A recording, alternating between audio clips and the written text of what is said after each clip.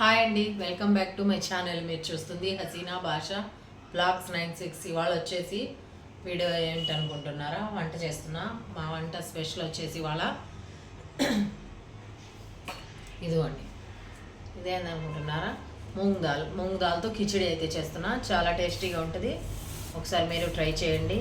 ఎలా వచ్చిందో నాకు కామెంట్ చేయండి. ఫస్ట్గా మా ఛానల్ చూస్తుంటే లైక్ చేయండి, షేర్ చేయండి అండ్ సబ్స్క్రైబ్ చేసుకోండి. ఓకేనా ఫ్రెండ్స్, ఇప్పుడైతే వీడియోలోకి వెళ్ళిపోదాం. ఫస్ట్ అయితే ఇది ఫ్రై చేసుకుందాం. మూంగ్ దాల్ చాలా టేస్ట్గా ఉంటుంది. ఇది బాలింతలు ఉన్నప్పుడు ఇంట్లో అది పురుడు చేస్తారు కదా, పురుడు అప్పుడు చాలా బాగా ఈ వంట అయితే చేస్తారు ఖచ్చితంగా. ఉల్లగడ్డ కూర, ఇక్కడ వచ్చేసి మూంగ్ దాల్ కిచిడి నేను చేస్తున్నా ఇవాళ. చూడండి, మా స్టైల్లో సూపర్ టేస్ట్ ఉంటుంది. ఫస్ట్ అయితే గిన్నె పెట్టేశాను. ఇప్పుడైతే మూంగ్ దాల్ ఫ్రై చేసుకోవాలి. లైట్గా ఫ్రై చేసుకొని బియ్యం నానబెట్టి ఉంటాం కదా, అందులోనే ఇది కూడా వేసేయాలి. ఇదిగోండి, ఆల్రెడీ బియ్యం నానబెట్టేశాను నేను. గంట ముందే బియ్యం నానబెట్టాలి కాబట్టి ఫస్టే బియ్యం నానబెట్టేశాను. ఇందులోకి సరిపడా అయితే మూంగ్ దాల్ వేసుకోవాలి. ఫ్రై చేసుకొని సన్న మంట మీద కదిలించుకుంటా ఫ్రై అయితే చేసుకోవాలి.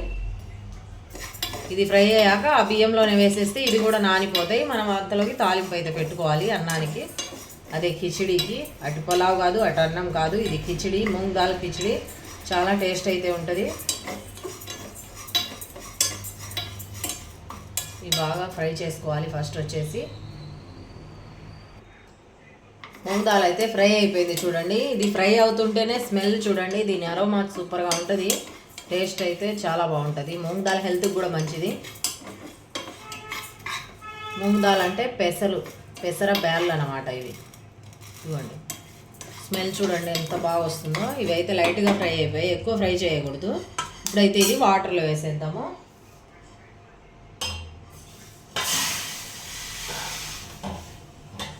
ఓకేనా, వాటర్లో అయితే వేసేసాను. అవి నాంతా ఉంటాయి. మనం అంతలోకి కిచిడికి తాలింపు అయితే పెట్టేద్దాం. గిన్నె అయితే పెట్టేశాను. ఇప్పుడు వచ్చేసి ఆయిల్ వేస్తున్నా. కొద్దిగా ఆయిల్, కొద్దిగా నెయ్యి అయితే వేస్తాను. ఓన్లీ ఆయిల్తో ఏం బాగోదు, అందుకనేసి ఉత్త నూనె కూడా బాగోదు. ఇది చనా నూనె, కొద్దిగా ఆయిల్ ఎక్కువ ఉంటేనే బాగుంటుంది. ఇది చల్లదనం అన్నమాట, ఇది చల్లదనం అన్నమాట, మంచిది. ఇప్పుడైతే నెయ్యి వేద్దాం కొద్దిగా. నేను ఇంట్లో చేసిన నెయ్యి. ఉల్లిపాయలు అవన్నీ కట్ చేసి పెట్టాను. ఇక్కడ వచ్చేసి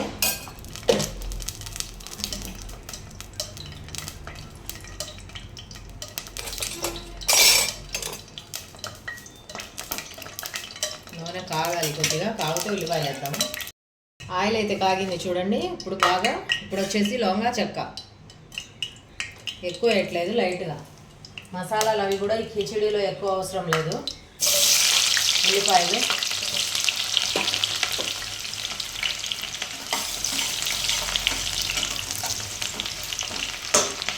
ఉల్లిపాయలు బాగా లైట్గా ఫ్రై అవ్వాలి. మరి ఎర్రగా పలావ్ అయినట్టు అవ్వాల్సిన పని లేదు. ఉల్లిపాయలు ఫ్రై అయ్యాయి చూడండి. ఇట్లా ఈ కలర్లో ఉల్లిపాయలు వస్తే చాలు. ఇప్పుడైతే అల్లం వెల్లుల్లి పేస్ట్ వేద్దాం.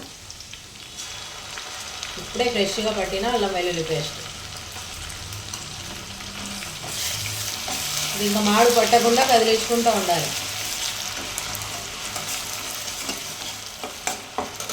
కొద్దిగా కదిలేయకుండా మాడు వచ్చేస్తుంది. అందులో ఈ స్టీల్ వాటికి తొందరగా మాడు పట్టేది.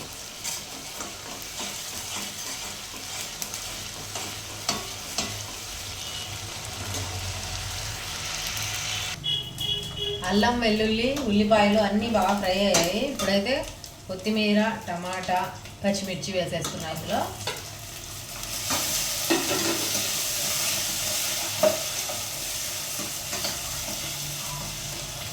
ఇవి కూడా బాగా ఫ్రై అవ్వాలి, ఘాటు వస్తుంది.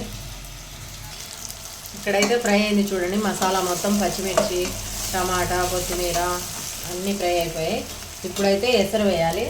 ఎసరు ఈ గ్లాస్తో నేను 2 గ్లాసులు బియ్యం వేసాను, అందుకనేసి 4 వాటర్ వేసుకున్నాం.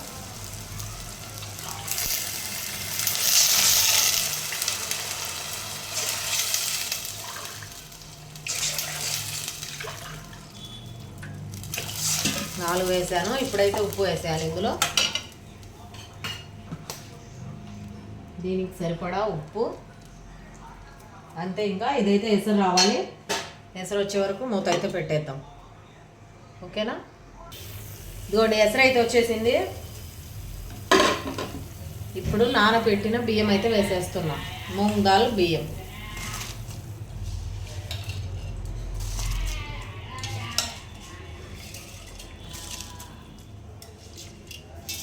ఇప్పుడైతే బియ్యం పెట్టేసి మూత పెట్టేద్దాం.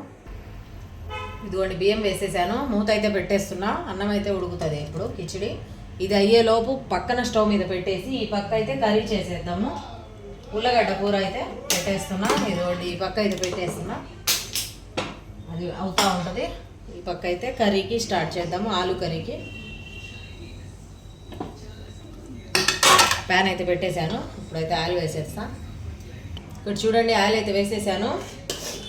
ఉల్లిపాయలు కట్ చేసేసాను. ఇదిగోండి ఉల్లిపాయ వేస్తున్నా. ఒక ఉల్లిపాయ, పచ్చిమిర్చి, కర్రీ కోసం, ఇది ఆలు కర్రీ కోసం. ఇదిగోండి టమాటాలు కూడా కట్ చేసి పెట్టాను. ఉల్లగడ్డలు కూడా తోలు వచ్చేసి ఇట్లా కట్ చేసి వాటర్లో అయితే వేసి పెట్టాను. వాటర్లో వేస్తే మనకు కలర్ మారకుండా ఉంటాయి ఉల్లగడ్డలు.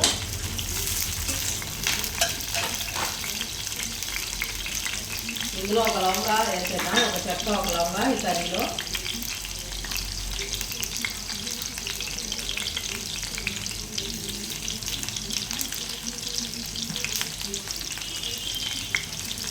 ఇప్పుడైతే ఫ్రై అవుతుంది. ఇది కొద్దిగా లైట్ బ్రౌన్ కలర్ వచ్చేదాకా ఫ్రై చేసుకుందాం ఉల్లిపాయ. ఉల్లిపాయ అయితే ఫ్రై అయిపోయింది కదా. ఇప్పుడు అల్లం వెల్లుల్లి పేస్ట్ వేస్తున్నా. ఇదిగోండి అల్లం వెల్లుల్లి పేస్ట్. ఈ మసాలాలు వేస్తే ఇంకా మాడు పట్టేస్తుంది. మాడు పట్టకుండా కదిలించుకుంటూ ఉండాలి మంచిగా, లేకుంటే మాడు పట్టేస్తుంది. అందులో అసలు ఈ స్టీల్లో తొందరగా మాడు వచ్చేస్తుంది. అదే సిల్వర్లో అయితే అంత తొందరగా రాదు. కొబ్బరి పేస్ట్ కూడా పట్టి పెట్టాను. రైస్లో వేయాల్సిన పని లేదు కొబ్బరి. ఈ కర్రీలో అయితే వేయాలి, గ్రేవీ కోసం, టేస్ట్ కోసం కూడా. మసాలా పచ్చివాసన పోయే వరకు బాగా ఫ్రై చేసుకోవాలి. అల్లం పేస్ట్ బాగా ఫ్రై అయిపోయింది. ఇప్పుడైతే కొబ్బరి పేస్ట్ వేస్తున్నా. మిక్సీ పట్టి పెట్టిన కొబ్బరి పేస్ట్.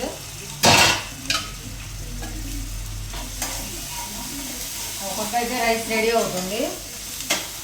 ఇంకా సిమ్లో పెట్టుకొని కదిలించుకుంటూ ఉండాలి మాడు రాకుండా కర్రీకి. మసాలా బాగా ఫ్రై అయ్యాక టమాటాలు అయితే వేసేద్దాము. ఇప్పుడైతే మసాలా ఫ్రై అవుతుంది. ఇక్కడ వచ్చేసి ఫ్రై అయింది చూడండి మసాలా మొత్తము. రైస్ అయితే ఒక పక్క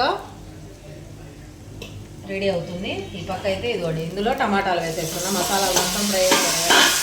ఇప్పుడు వచ్చేసి టమాటాలు ఇప్పుడు బాగా మగ్గాలి. ఇందులోనే మనం ఉప్పు, కారం, పసుపు అన్నీ వేసేద్దాం 1 by 1. టమాటాలు అయితే మగ్గుతుంటాయి. ఇప్పుడు వచ్చేసి ఉప్పు, టమాటాలు అవి తొందరగా కూడా మగ్గుతాయి ఉప్పు వేస్తే. ఇక్కడ వచ్చేసి పసుపు, ఇక్కడ వచ్చేసి సరిపడా కారం. ఆలు కర్రీలో కొద్ది కారం ఎక్కువ ఉంటేనే బాగుంటుంది. ఎక్కువ వేసాను ఆల్రెడీ. అంతేనండి. ఇదైతే ఇంకా బాగా కలుపుకోవాలి. ఈ మసాలాలు మొత్తం పట్టేలాగా సిమ్లో పెట్టుకొని అయితే కలుపుకోవాలి. ఇది కొద్దిగా టమాటా ఉడకాలి. డైరెక్ట్ ఇంకా ఆలు కూడా వేసేద్దాం ఇందులోనే. అవే రెండు కలిసి మగ్గిపోతాయి టమాటాలు, ఆలు మొత్తం. ఆలు కట్ చేసి పెట్టాం కదా, ఇవి కూడా వేసేస్తున్నా.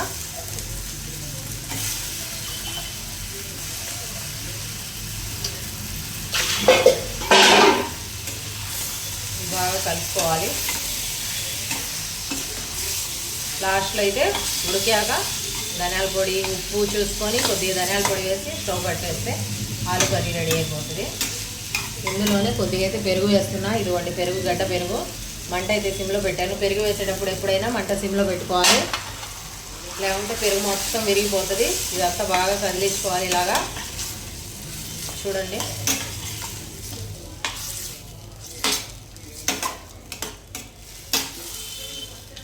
ఈ ఆలు కర్రీ కిచిడీలో సూపర్గా ఉంటుంది, చపాతీలో బాగుంటుంది, వైట్ రైస్లో బాగుంటుంది, దేంట్లో అయినా తినొచ్చు మనం. నేనైతే కిచిడీలో చేస్తున్నాను ఇవాళ. కొద్దిసేపు సిమ్లో పెట్టేసి మగ్గనిచ్చేసి అప్పుడైతే దీనికి ఉల్లగడ్డ ఉడకడానికి సరిపడా వాటర్ అయితే వేసేద్దాం. ఓకేనా? ఇదిగోండి ఆలు కర్రీ ఉడుకుతుంది చూడండి. ఇప్పుడైతే సరిపడా వాటర్ అయితే వేసేస్తాయి. ఇందులో ఎంత కావాలో అంత. ఉల్లగడ్డ బాగా ఉడకాలి కదా, అందుకనేసి ఇక్కడ చూడండి వాటర్ వేస్తున్నా.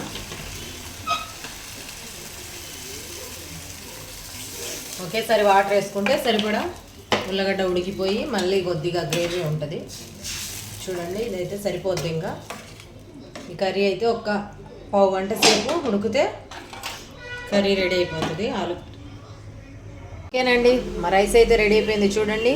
వేడి వేడి కిచిడి, పెసరపప్పు కిచిడి, ఇక్కడ వచ్చేసి ఆలు కర్రీ, ఎమ్మి ఆలు కర్రీ.